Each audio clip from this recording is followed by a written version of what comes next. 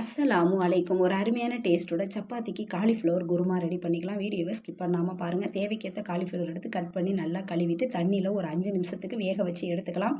கடாயில் ஒரு 3 ஸ்பூன் அளவுக்கு ஆயிலும் சேர்த்துட்டு பொடிசாக கட் பண்ணி வச்சுருக்கேன் வெங்காயத்தையும் சேர்த்து வெங்காயம் நல்லா வதங்கணும். வதங்கினதுக்கப்புறம் 1/2 ஸ்பூன் அளவுக்கு இஞ்சி பூண்டு பேஸ்ட்டும் சேர்த்து நல்லா பச்சை வாசனை போகிற அளவுக்கு வதங்கணும். 2 தக்காளியை பொடிசாக கட் பண்ணி சேர்த்து தக்காளி நல்லா வதங்கினதுக்கப்புறம் தேவைக்கேற்ற உப்பும் சேர்த்துட்டு ஒரு 4 பச்சை மிளகாயை பொடிசாக கட் பண்ணி எடுத்து வச்சுருக்கேன். அந்த பச்சை மிளகாயும் சேர்த்துட்டு பொடிசாக கட் பண்ணி வச்சுருக்க உருளைக்கிழங்கு, கேரட், வேக வச்சு எடுத்துருக்க காலிஃப்ளவரையும் சேர்த்துட்டு இந்த குருமாவுக்கு மஞ்சத்தூள், மிளகாய்த்தூள் சேர்க்க வேணாம். 1/2 ஸ்பூன் அளவுக்கு மிளகுத்தூள், 1 ஸ்பூன் அளவுக்கு ஜீரகத்தூள், 1/4 டீஸ்பூன் அளவுக்கு பட்டை கிராம்பு பொடி நான் இதில் சேர்த்துருக்கேன்.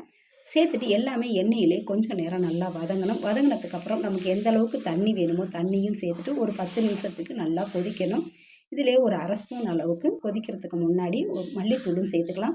சேர்த்ததுக்கப்புறம் அரைச்சி வச்சுருக்க முந்திரி, பாதாம், கசகசாவையும் நம்ம சேர்த்துட்டு ஒரு 5 நிமிஷத்துக்கு கொதித்ததுக்கப்புறம் கொஞ்சமாக மல்லித்தலையும் சேர்த்தோம்னா அருமையான டேஸ்ட்டில் இந்த காலிஃப்ளவர் குருமா ரெடி ஆகிடும். சப்பாத்திக்கு பார்த்திங்கன்னா டேஸ்ட் ரொம்ப நல்லாயிருக்கும். கண்டிப்பாக ட்ரை பண்ணுங்கள். இது ரெடி பண்ணிக்கிட்டு இருக்கும்போதே சப்பாத்திக்கு மாவும் பிசைஞ்சிக்கலான்ட்டு ஃப்ரெஷ்ஷான பச்சை பட்டாணியை நல்லா வாஷ் பண்ணிவிட்டு வேக வச்சு எடுத்துக்கலாம். ஒரு 5 நிமிஷம் வெந்தால் போதும்.